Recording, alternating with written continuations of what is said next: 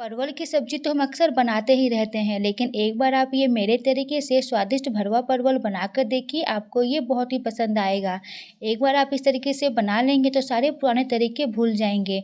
बनाना तो आसान है ही, साथ ही साथ उतनी ही ज़्यादा टेस्टी है।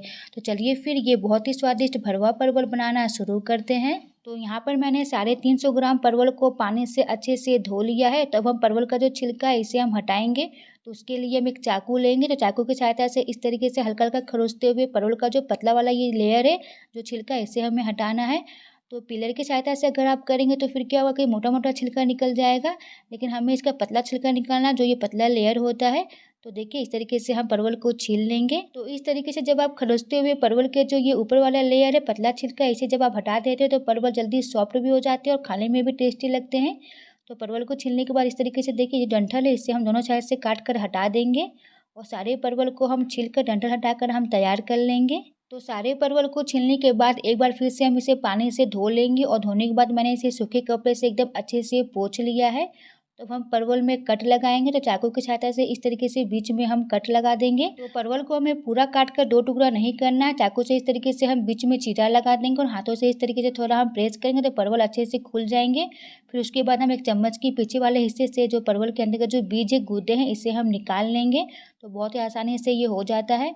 तो परवल को हमें एकदम खाली कर देना है, जो इसके जो बीज है इसे हमें निकाल देना है। तो देखिए इस तरीके से हमें पूरा बीज और जो गूदा है इसे निकाल कर हमें अलग कर देना है और आप देख सकते हैं ये बीज बहुत ही सॉफ्ट है। तो सारे परवल में से इस तरीके से हम बीज निकाल कर परवल को खाली कर लेंगे। तो ये देखिए परवल को मैंने अच्छे से खाली कर दिया है, बीज अलग कर दिया है निकाल कर और परवल के जो बीज है इसे हमें फेंकना नहीं है, इसका इस्तेमाल हम करेंगे।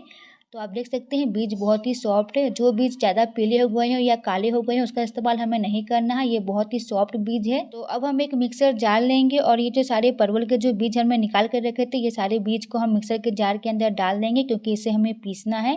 अब इसमें हम अदरक का टुकड़ा डालेंगे, तो मैंने यहाँ पे 1 इंच अदरक के टुकड़े को इस तरीके से पीसेस में काट लिया है। 8 से 9 इसमें हम लहसुन की कलियाँ भी डाल देंगे और साथ ही इसमें हम 2 से 3 हरी मिर्च डाल देंगे। तो हरी मिर्च अपने टेस्ट के हिसाब से कम ज़्यादा आप ले लीजिएगा। 1 छोटा चम्मच जीरा डाल देंगे और 1 बड़ा चम्मच धनिया के बीज। तो आप इसकी जगह पाउडर मसाला भी ले सकते हैं और साथ ही इसमें हम 6 से 7 साबुत काली मिर्च डालेंगे। थोड़ा-सा पानी डालकर इसका हम पेस्ट बनाकर तैयार कर लेंगे, तो इसे हमें अच्छे से पीस लेना है। तो ये देखिए परवल के बीज को मैंने अच्छे से पीस लिया है और ये मसाला भी हमारा बनकर रेडी हो चुका है, तो अभी इसे हम साइड में रखते हैं। तो अब गैस पर एक पैन रखेंगे, इसमें हम डालेंगे 2 से 3 बड़ा चम्मच तेल। तो आप जो तेल इस्तेमाल करते हो वो आप ले लीजिएगा। तो तेल को अच्छे से इस तरीके से हम चारों तरफ पैन में फैला देंगे और फिर यहाँ तेल के गर्म हो जाने के बाद इसमें हम कुछ खड़े मसाले डालेंगे।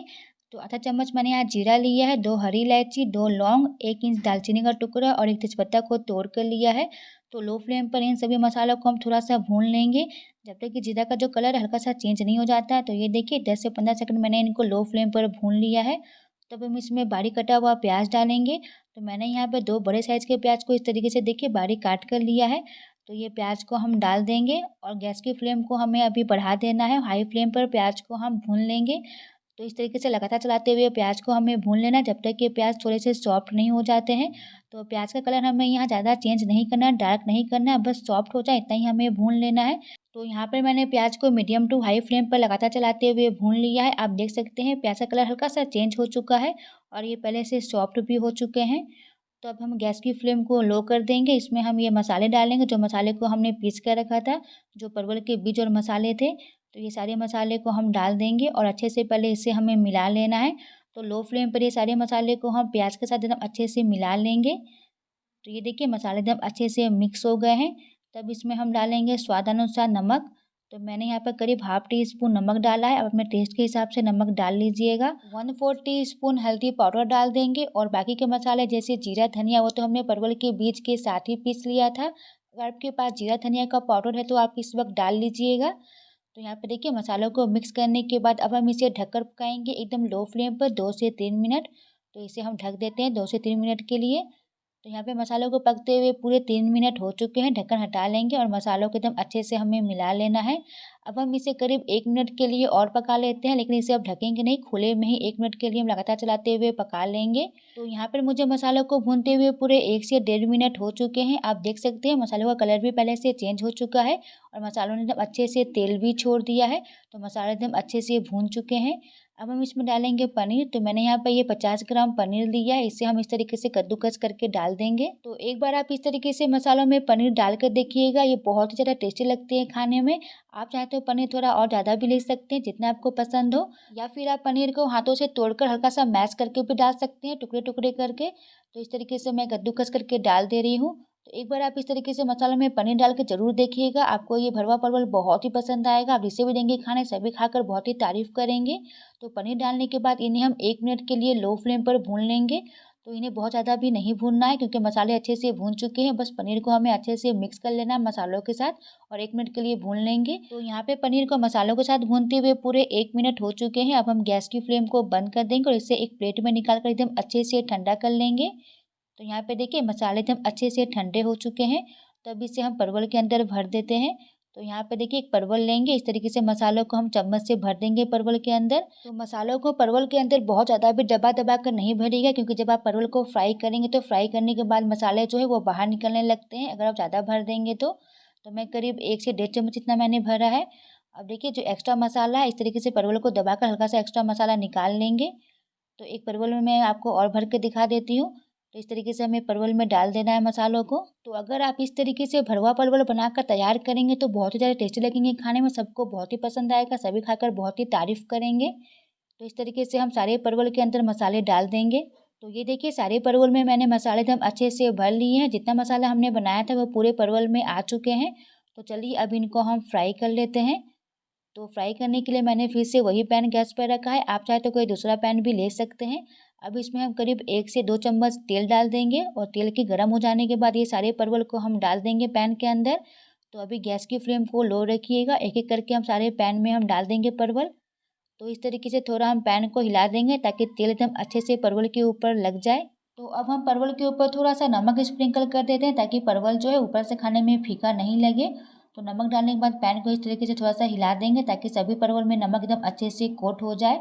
तो अब इसे हम ढक देते हैं एकदम लो फ्लेम पर, इसे ढककर पकाएंगे जब तक कि परवल एकदम अच्छे से सॉफ्ट नहीं हो जाता है। तो यहाँ पे मुझे परवल को पकाते हुए पूरे अभी 2 मिनट हुए हैं। तो हर 2 मिनट में परवल को हम अलट पलट कर देंगे ताकि सभी जगह से परवल एकदम अच्छे से पक जाए। तो चम्मच से इसे हम एक एक करके पलट देते हैं। तो आप परवल को एकदम लो फ्लेम पर ढक कर ही पकाइएगा, परवल को आप हाई फ्लेम या फिर मीडियम फ्लेम पर नहीं पकाइएगा, नहीं तो परवल जो है तुरंत जल जाएंगे और ठीक से पकेंगे भी नहीं। तो इसलिए इसे एकदम ढक कर लो फ्लेम पर ही पकाइएगा जब तक कि परवल एकदम अच्छे से सॉफ्ट नहीं हो जाता है। और हर 2 से 3 मिनट में आप परवल को अलट पलट जरूर कर दीजिएगा ताकि चारों तरफ से एकदम अच्छे से ये पक जाए। तो जब परवल एकदम अच्छे से पक जाएंगे तो इनका कलर भी पहले से चेंज हो जाएगा और परवल भी पहले से थोड़े से फूल जाएंगे और ये सॉफ्ट भी हो जाएंगे एकदम अच्छे से। तो ये देखिए चम्मच से मैंने एक एक करके सारे परवल को पलट दिया है। तो अब हम इसे वापस फिर से ढक देते हैं।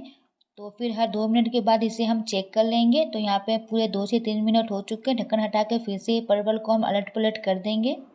तो यहाँ पर मैंने सारे परवल को अलट पलट कर दिया है। तो इसे हम वापस ढक देते हैं और लो फ्लेम पर फिर से ढककर पका लेंगे जब तक कि परवल एकदम अच्छे से सॉफ्ट नहीं हो जाता है। तो यहाँ पे मुझे परवल को पकाते हुए पूरे 20 से 22 मिनट हो चुके हैं। तो आप देख सकते हैं परवल एकदम अच्छे से सॉफ्ट हो चुके हैं और ये पहले से फूल भी गए हैं। तो आप देख सकते हैं कलर भी पहले से एकदम चेंज हो चुका है। तो परवल एकदम अच्छे से पक चुके हैं। तो परवल को एकदम अच्छे से पकाने में आपको 20 से 22 मिनट का समय लग जाएगा लो फ्लेम पर। तो चलिए ये हमारा भरवा परवल बनकर एकदम तैयार है। अब इसे हम सर्व कर लेते हैं। तो आप देख सकते हैं कितने ये टेस्टी लग रहे हैं दिखने में। तो एक बार आप ये मेरे तरीके से भरवा परवल ट्राई ज़रूर करिएगा, आपको बहुत ही पसंद आएगा और बार बार आप इस तरीके से बनाना चाहेंगे। तो आप ये टेस्टी भरवा परवल को रोटी या फिर चावल के साथ किसी भी साइड डिश के रूप में खा सकते हैं, आपको बहुत ही पसंद आएगा और बच्चे भी बहुत ही पसंद से खाएंगे। तो फ्रेंड्स अगर आपको रेसिपी पसंद आई हो तो वीडियो को लाइक शेयर कमेंट जरूर करें और अगर आप चैनल पे न्यू आए तो सब्सक्राइब करना बिल्कुल ना भूलें।